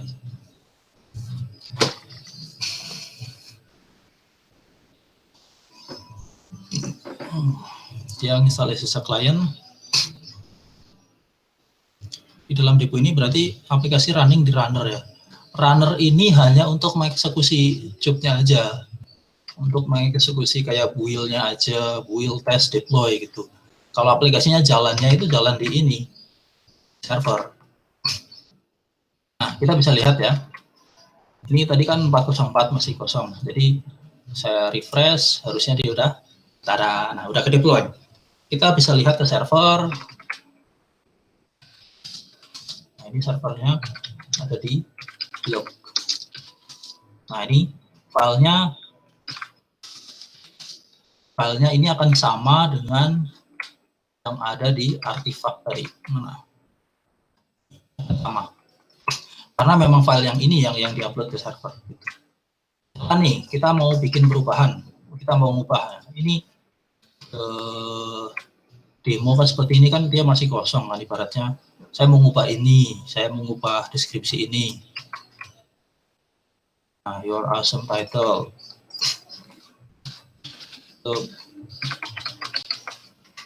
Emailnya juga saya ubah. Jelasannya saya ubah dikit. Ini penunjuk keren di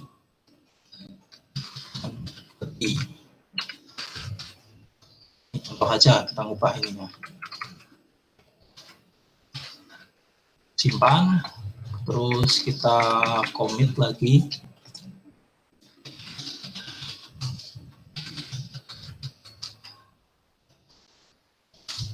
Nah, update deskripsi dan judul. Kita deploy lagi.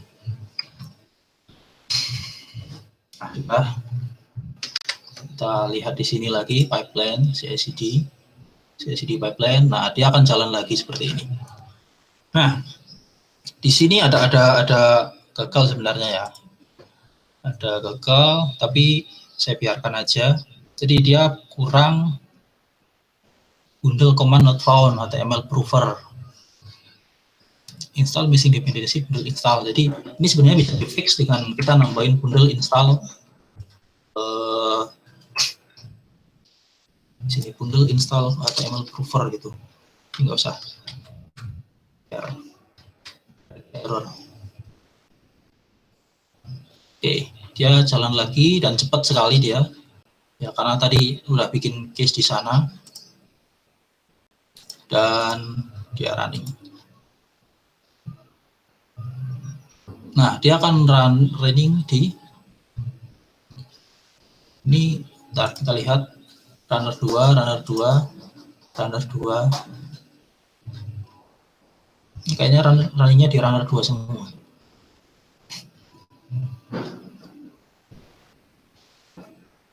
Nah, sudah selesai deploy-nya. Tinggal refresh ini. Nah, ini blok keren konverti sudah berubah. Oke. Emailnya juga berubah di sana. Apakah ada pertanyaan lagi? Dalam demo ini, tadi udah saya jawab ya. Runningnya, yaitu tadi runner itu hanya untuk bikin CI/CD-nya, untuk bikin ya eksekutornya gitu, untuk mengeksekusi apakah.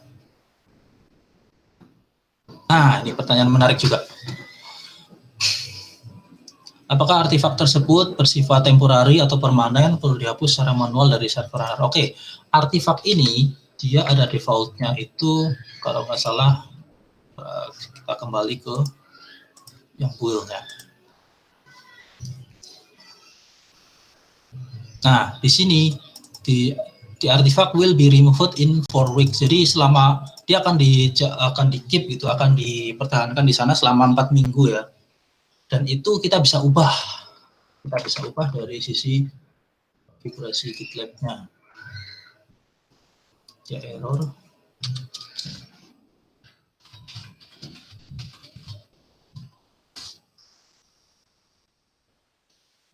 Dari sini Seperti ini juga bisa sih dari project-nya kalau nggak salah. Kita lihat ya, kita cari konfigurasinya. Dia ada GitLab itu ada banyak ininya sih, konfigurasi yang kita bisa. Kalau misalnya kita mau hapus secara manual juga bisa sih. Housekeeping, object itu object, operation. Nah, kita cari aja di sini. Incident, Grafana authentication, kan repository. Defaultnya dia 4 minggu sih, 1 bulan ya berarti ya.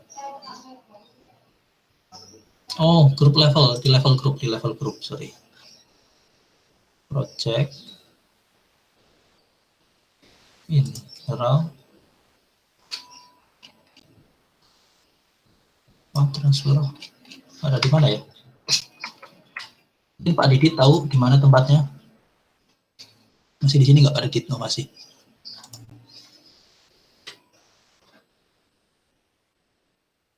Saya pernah nemu di mana gitu untuk dia ngubah artefaknya itu,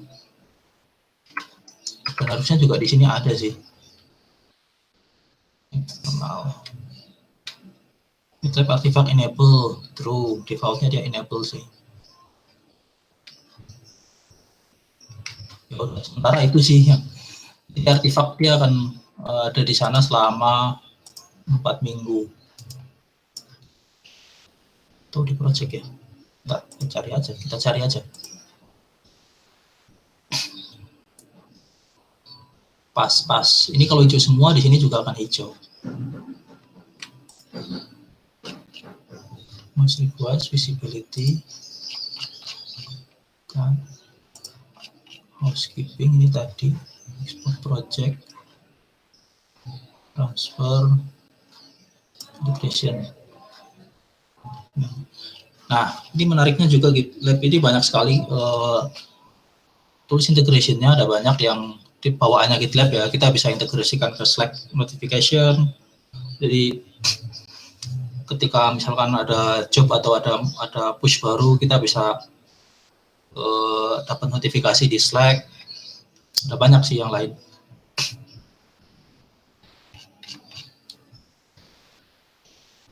Prometheus. Ada pertanyaan lagi ya tuh?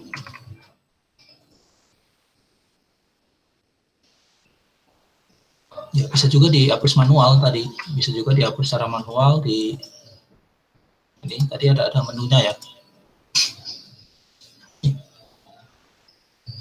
Download, oh enggak. Keep ini biar enggak dihapus gitu ya.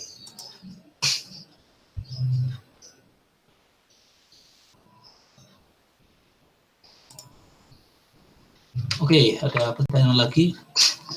Kalau apps-nya mau kita running di Kubernetes cluster, apa saja yang harus kita lakukan? Oke, kalau aplikasinya running di Kubernetes cluster, otomatis aplikasi kita harus dockerkan dulu kan. Kita harus kemas di dalam Docker. Jadi yang dilakukan di sisi GitLab-nya ya pada saat running pipeline itu berarti dia sedang membuat Docker image. Jadi bisa di pipeline kita ini di sini adalah Docker build itu bisa. Jadi nanti dia berarti akan ada Docker in Docker gitu. Atau kalau misalkan eksekutornya shell bisa langsung sih, asalkan runnernya itu sudah terinstall Docker gitu. Cuman saya belum pernah coba yang eksekutornya shell sih. Biasanya saya pakai Docker, dan kalau misalkan dia butuh, soalnya runnernya kan dipakai di banyak project gitu kan. Runnernya dipakai di banyak project dan kebutuhannya biasanya macam-macam. Jadi saya biasanya pakai eksekutornya Docker aja. Nanti sisanya kalau ada kebutuhan apa-apa ya kita eksekutornya di dalam Docker itu gitu. Ikut nimbrung nih ya. Kalau silakan. Mas Samsul tadi bilangnya eksekutornya di Docker. Nah, di tempat saya ini biasa kita pakai eksekutornya itu shell. Nah, jadi itu memang di server targetnya itu harus diinstal dengan Docker. Nah, gitu. Berarti artinya bisa gitu ya. Eksekutornya shell, asalkan di di server runnernya itu ada Docker. Gitu kan. Iya. Bisa seperti itu berarti. Nah, ya berarti harus didockerkan dulu aplikasinya, baru kemudian di-push ke registry. Nah, di registry, kalau udah di-push di registry, kita tinggal trigger aja Kubernetes supaya dia ambil image yang baru. Yang saya tahu seperti itu sih. Itu. Siap, sama-sama. Silakan ada pertanyaan lain. Kita masih ada 20 menit lagi, masih lumayan lama. Ya, kita explore di sini.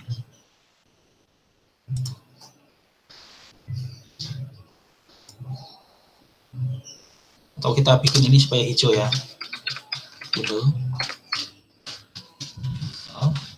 HTML.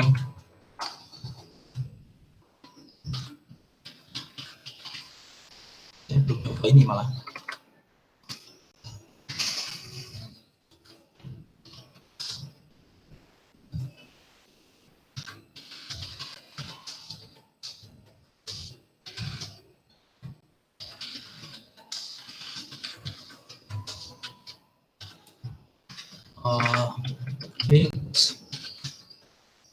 Test job.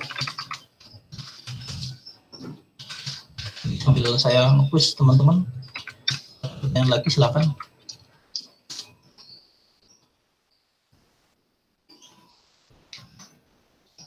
Lihat lagi di sana.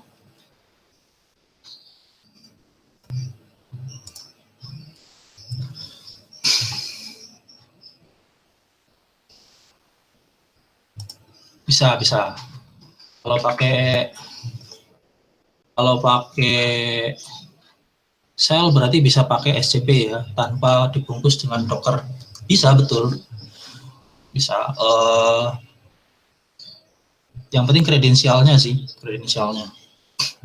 Kalau di saya tadi memang ya karena eksekutornya Docker, di sini saya pakai Docker image Alpine, kemudian install SSH client, kemudian kredensialnya saya taruh di variable supaya dia di load, kemudian saya pakai rsync. Sama aja sih rsync dengan FTP, sama aja. Biasanya bedanya kalau yang saya tahu kalau rsync itu kalau filenya udah ada di server dia akan di skip gitu. Ini jangan-jangan bundle installnya yang error.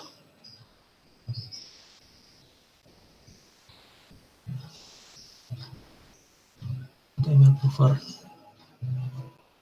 Oh, bundle install option. Oke, berarti bukan gitu ya.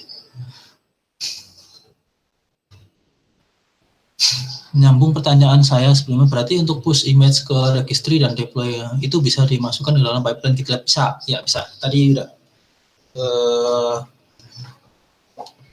Nah, biasanya kan kalau untuk perusahaan itu registrinya privat kan. Nah, itu kita tinggal masukkan kredensialnya atau autentikasinya supaya pipeline kita itu dia runnernya itu bisa nge-push ke GitLab registry yang privat. Jadi yang penting autentikasinya udah dimasukin sih. Entah itu kalau misalkan registrinya pakai GCP itu bisa pakai file JSON itu kan. Nah, itu ya di-encrypt dulu sih kalau mau masukin ke GitLab gitu. Perlu di-encrypt dulu.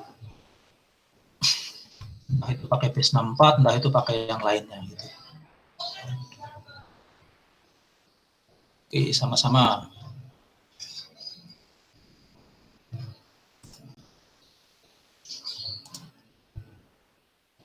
Ada lagi mungkin? Oke, siap. Apakah untuk menggunakan Docker di Docker ini build image ada best practice atau caching image layer-nya? Untuk build image ya bisa image layer-nya bisa kita cache juga. Itu apalagi kalau tadi pakai cache ya, biasanya kalau pakai eksekutornya itu shell, dia akan Docker image yang sebelumnya kan biasanya udah masih ada kan. Nah, itu biasanya layer-layer yang sudah ada dia akan langsung pakai gitu sih. Kalau Docker in Docker, ya bisa kita pull dulu image yang sebelumnya. Enggak sih, kalau pipeline-nya yang seperti yang saya buat sekarang, biasanya image-nya itu akan masih ada di pipeline-nya. Kita misalkan lihat mana bukan runner saya mana tadi?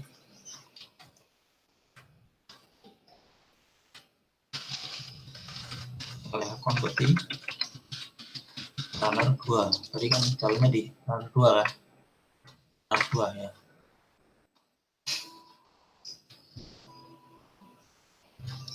Ish. Oh, sorry.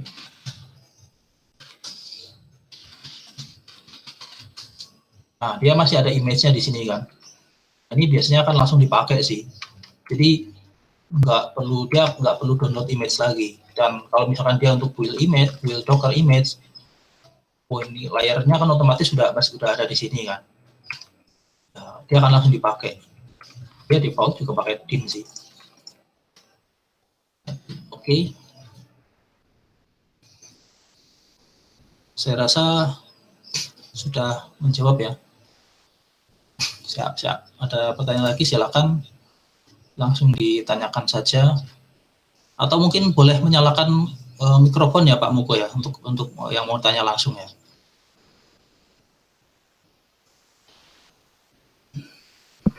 Mungkin lebih baik di chat, takutnya nanti kalau banyak yang nanya di berebutan suaranya. Siap. Oke.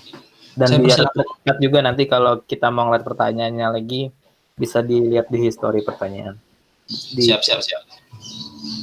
Oke, siap.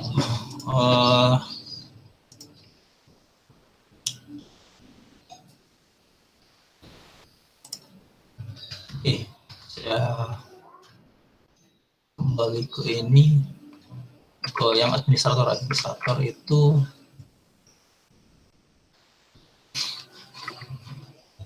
runner. Nah, ini runnernya udah jalan, monitoring sistem info. Selain pakai Grafana, misalkan kita nggak aktifkan Grafananya, kita bisa lihat langsung di sini, atau Grafananya itu pakai eksternal. Metric dashboard. Oh, ini ke Grafana. Oke. Request profile, logs-nya bisa kita lihat juga dari sini. Production log. Ya, kita jalan-jalan nih. Background jobs, ada apa saja yang jalan.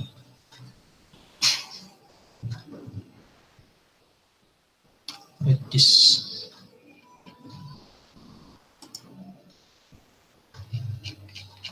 Nah, kita bisa lihat ini apa, live poll, kita lihat aja. Polling dia live. Nanti nambah bukan. Oke. Apa lagi ya? Application.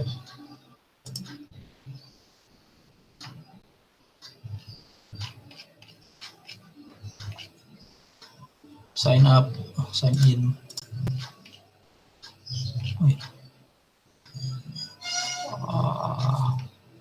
Preference.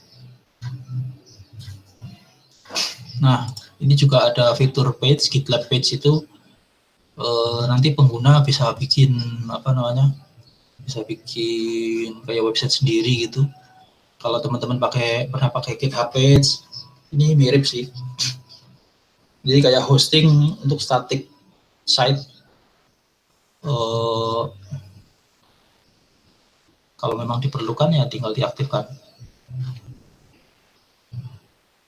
Email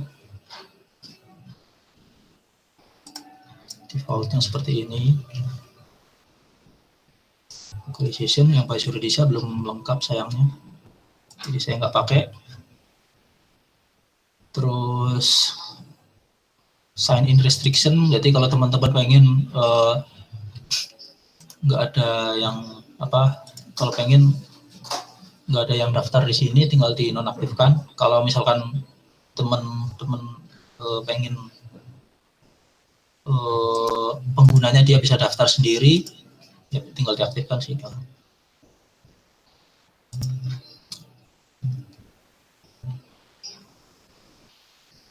homepage URL.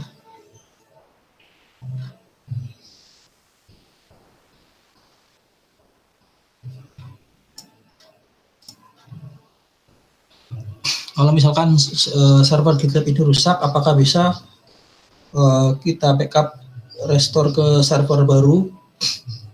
Rusak apanya nih? Hard disknya atau fisik servernya yang rusak atau apanya nih? Kalau misalkan hard disknya yang rusak, ya memang dari awal harus diantisipasi, harus ada backupnya dulu gitu. Kalau misalkan ini VM kan kita bisa bikin snapshot gitu kan, snapshot. Kayak ini kan di GCP, jadi kita bisa bikin snapshot dulu. Anggaplah servernya, itu tadi harus punya backupnya dulu. Kalau ada backupnya, kita bisa restore, kita bisa deploy server baru. Nah, ini Pak, kalau yang seperti ini Pak Didit nih pernah ada case seperti ini nih.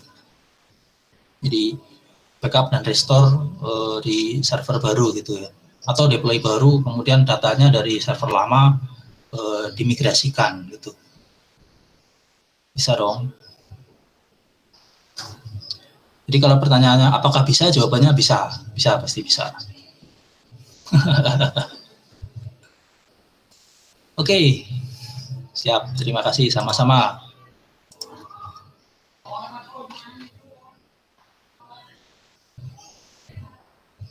Oh, ada Pak Mahyudin.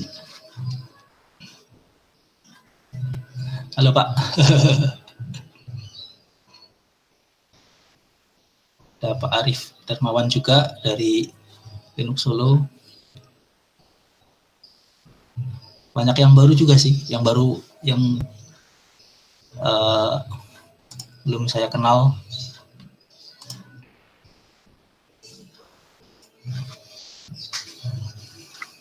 Nah, apalagi ya?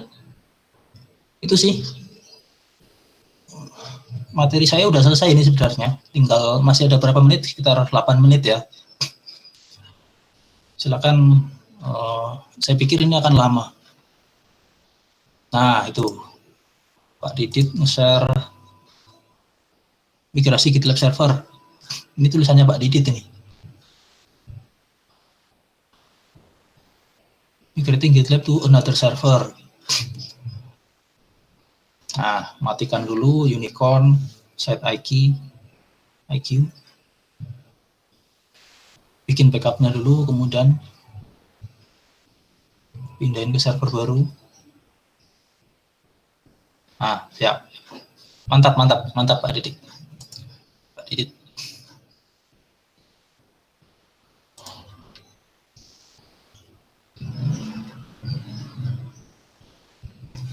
Oke, bentar, saya ada di catatan saya tadi.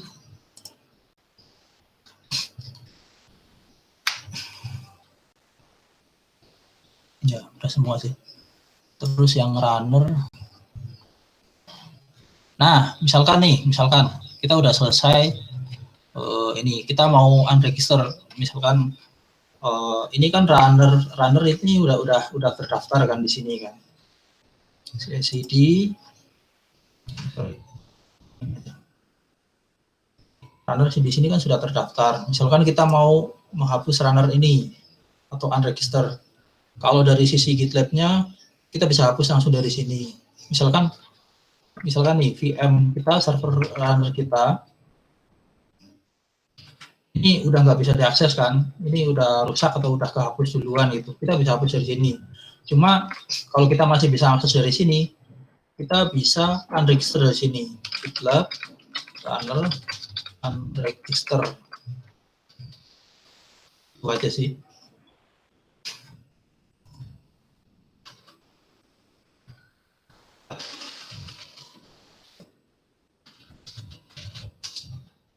Ada register, ada unregister. Jadi sebenarnya tadi pada saat proses instalasi maupun ya benar-benar pakai list dulu. Runner list apa aja. Jadi kadang-kadang satu runner ini kita bisa pakai untuk beberapa GitLab server atau ini karena tadi registernya cuma satu kali, ini ada satu di sini.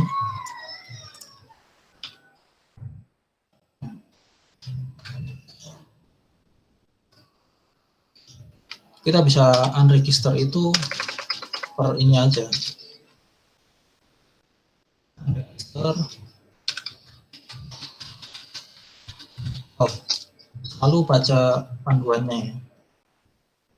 Ini register, config value ini, URL, ya by URL juga bisa. URL sama dengan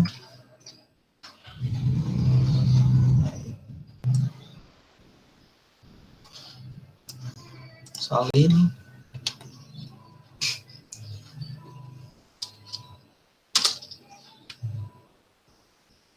get request.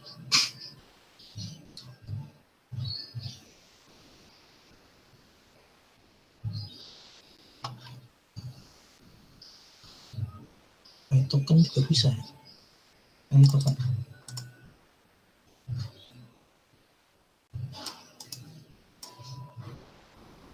Strip T. Kalau nggak per URL.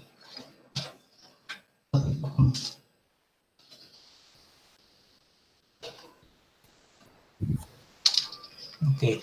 Tadi ada kurang. Command option argumen. Ada pertanyaan lagi nggak tuh?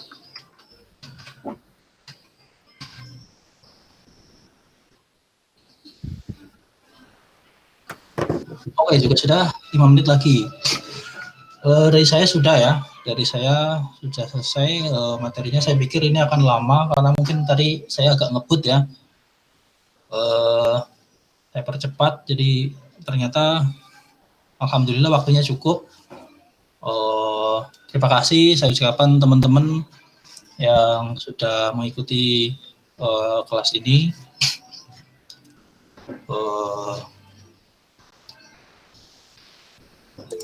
Mungkin saya serahkan ke Pak Moko untuk selanjutnya ke sesi berikutnya. Dari saya cukup sekian. Wassalamualaikum warahmatullahi wabarakatuh.